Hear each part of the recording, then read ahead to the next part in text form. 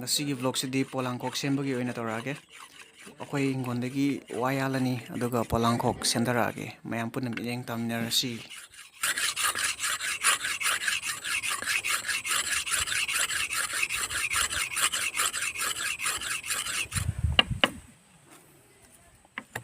Polangkhok semnabagi wa yan ketawne. Sisina Polangkhokki masay oinabagi yantatlage. Wa sisu atigi yengnabada khara lire. Sisi yanbana farani. Aduga wasi ani yalage aman makong semnabagi amaga sina khara pikpa chappaga yung khokwa sina khokwa kawgi siwale. Khokwa sina masay oinabagi tawage. Yeah.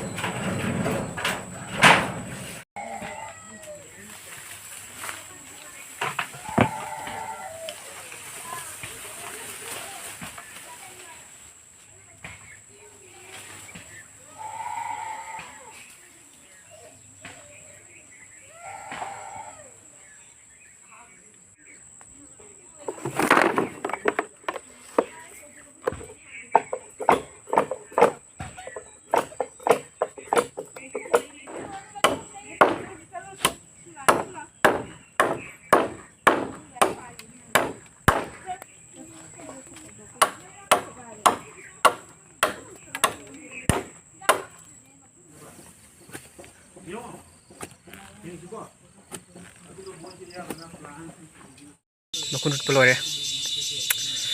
Somakan sa mot kray na.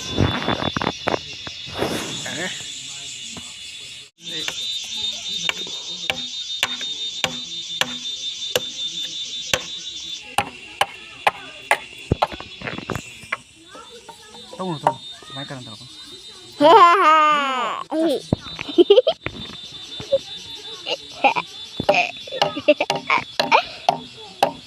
Tanam karan tahu.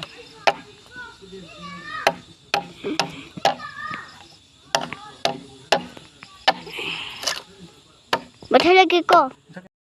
Polangkhok sembelore. Maraga thaba amamung taw pra mamgreng asidi.